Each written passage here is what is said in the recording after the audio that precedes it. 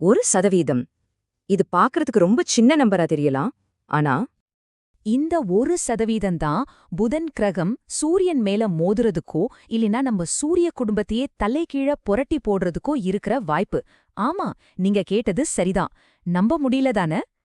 சரி, இன்னைக்கு நம்ம பிரபஞ்சத்தோட மிகப்பெரிய மர்மங்கள்ல ஒண்ணான 3 பொருட்சிக்கல் பத்தி தான் அலச போறோம். நம்ம சூரிய குடும்பத்தோட எதிர்காலத்தையே இது எப்படி ஒரு கேள்விக்குறிய மாத்துதுன்னு வாங்க பார்க்கலாம். இந்த கதை ஆரம்பிச்சதே 2009ல நடந்த ஒரு கம்ப்யூட்டர் சிமுலேஷன்ல இருந்து தான். அதோட முடிவு உண்மையிலே ரொம்ப அதிர்ச்சியா இருந்துச்சு. அதாவது நம்ம சூரிய குடும்பம் நாம நினைச்சிட்டு இருக்கிற அளவுக்கெல்லாம் ஒரு நிலையான அமைதியான இடமே இல்லங்கறத அது வெளிச்சம் போட்டு காமிச்சது. அப்போ ஆராய்ச்சியாளர்கள் என்ன செஞ்சாங்கன்னா, நம்ம சூரிய குடும்பத்தோட ஒரு டிஜிட்டல் மாடலை உருவாக்கி அடுத்த 5 பில்லியன் வருஷத்துக்கு என்ன நடக்கும்னு கணிக்கிறதுக்காக 2000க்கும் மேற்பட்ட சிமுலேஷன்களை ஓட விட்டாங்க.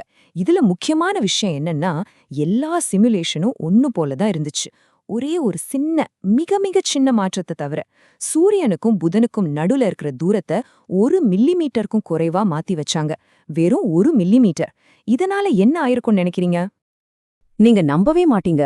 அந்த சின்ன மில்லிமீட்டர் மாற்றம் ஒரு பிரளயத்தையே உண்டு பண்ணிடுச்சு. சுமார் 1% சிமுலேஷன்கள்ல ஒட்டுமொத்த சூரிய குடும்பமும் நிலைகுலைஞ்சு போயிடுச்சு.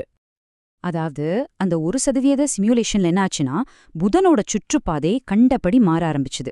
சில சமயம் அது சூரியனுக்குள்ளேயே போய் விழுந்துச்சு, சில சமயம் வெள்ளி கிரகம் மேல மோதுச்சு. இன்னும் மோசமான சூழ்நிலையில மத்த கிரகங்களையும் இழுத்துட்டு பூமி உட்பட உள் சூரிய மண்டலத்தையே அது ஆட்டங்காண வச்சிடுச்சு. சரி, இது ஏதோ கம்ப்யூட்டர்ல ஏற்பட்ட கோளாறா இருக்கும்னு நீங்க நினைக்கலாம். ஆனா இல்ல, இது பிழையே கிடையாது. இது ஈர்ப்பு விசையோட ஒரு விசித்திரமான இயற்கையான குணம். இதுதான் நம்மள ஒரு முக்கியமான கேள்விக்கு கூட்டிட்டு போகுது. ஏன் இப்படி நடக்குது? இதுக்கு பதில் இயற்பியல்ல இருக்கிற எண்பொருள் சிக்கல் அப்படிங்கிற ஒரு ஆழமான விஷயத்துல தான் இருக்கு. இது வெறும் கிரகங்களை பத்தினது மட்டும் இல்ல, நட்சத்திர கூட்டங்கள்ல இருந்து நம்ம உடம்புக்குள்ள இருக்கிற மூலக்கூறுகள் வரைக்கும் எல்லாத்தையும் புரிஞ்சுக்கிறதுல இருக்கிற ஒரு பெரிய சவால் இது. இத ஒரு நடனம் மாதிரி கற்பனை பண்ணி பாருங்க. 2 பேர், உதாரணத்துக்கு சூரியனும் பூமியும் ஆடும்போது அவங்களோட அசைவுகளை நம்மால 100% துல்லியமா கணிக்க முடியும். அது ஒரு அழகான கணிக்கக்கூடிய நடனம். ஆனா 3வதா ஒருத்தர் அந்த ஆட்டத்துல சேர்ந்தா போதும், மொத்த ஆட்டமும் கலைஞ்சிடும். அது கணிக்கவே முடியாத ஒரு குழப்பமான நடனமா மாறிடும். சரி, ஏன் இந்த 3 பொருள் சிக்கலை நம்மால தீர்க்க முடியல? இதுக்கான காரணம் கணிதத்துக்குள்ளதான் ஒழிஞ்சிருக்கு. பாருங்க, 2 பொருட்கள் மட்டும் இருக்கும்போது ஒரு சூப்பரான கணித தந்திரம் இருக்கு. அந்த 2 பொருட்களுக்கும் பொதுவான ஒரு ஈர்ப்பு மையத்தை வச்சு கணக்கு போட்டோம்னா சமன்பாடுகள் ரொம்பவே சுலபமாயிடும். நம்மால ஈஸியா அதுக்கு தீர்வு காண முடியும். ஆனா 3வதா ஒரு பொருள் உள்ள வந்த உடனே அந்த தந்திரம் வேலை செய்யாது. ஏன்னா நம்ம கிட்ட இருக்கிற சமன்பாடுகளை விட நாம தீர்க்க வேண்டிய மர்மங்கள், அதாவது மாறிகள் அதிகமாயிடுது. இத சிம்பிளா சொல்லணும்னா, நம்ம கிட்ட இருக்கிற பதில்களை விட கேள்விகள் அதிகமாயிடுது. அதனாலதான் இந்த சிக்கலான நடனத்துக்கு ஒரு பொதுவான தீர்வை கண்டுபிடிக்க முடியல. இந்த கணித சிக்கல் நிஜ உலகத்துல ஒரு முக்கியமான விளைவை ஏற்படுத்துது.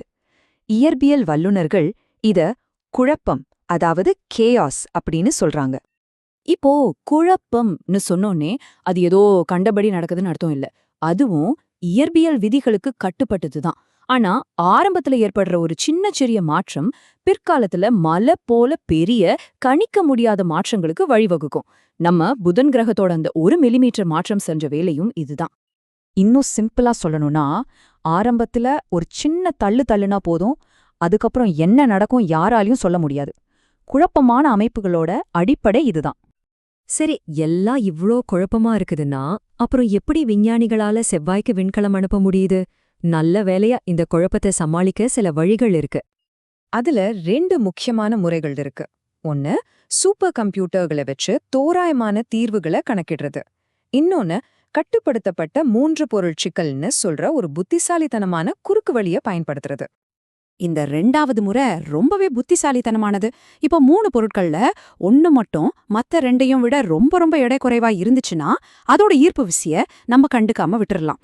உதாரணத்துக்கு சூரியனுக்கு பூமிக்கு நடுவுல போற ஒரு சின்ன விண்கல்ல எடுத்துக்கோங்க. அதோட ஈர்ப்பு விசை சூரியனையோ பூமியோ பெருசா பாதிக்காது. அதனால அதை நாம புறக்கணிச்சிட்டோம்னா அந்த அமைப்பு மறுபடியும் ஒரு எளிமையான தீர்க்கக்கூடிய 2 பொருள் அமைப்பா மாறிடும். அதனால நம்மால பாதையை கணிக்க முடியும். அதனால நம்ம சூரிய குடும்பத்தை பத்தி நீங்க ரொம்ப கவலைப்பட தேவையில்ல. அடுத்த 100 மில்லியன் வருஷத்துக்காவது நம்ம சூரிய குடும்பம் நிலையா இருக்கும்னு நம்ம ஓரளவு நம்பிக்கையோட இருக்கலாம். அதனால நாம நிம்மதியா இருக்கலாம். ஆனா கடைசியா ஒரு கேள்வி இருக்கு.